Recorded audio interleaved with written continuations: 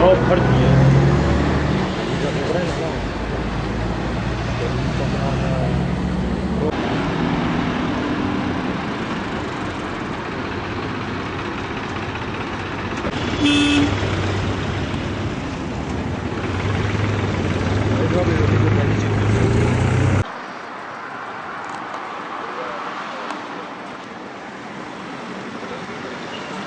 Bunu göster.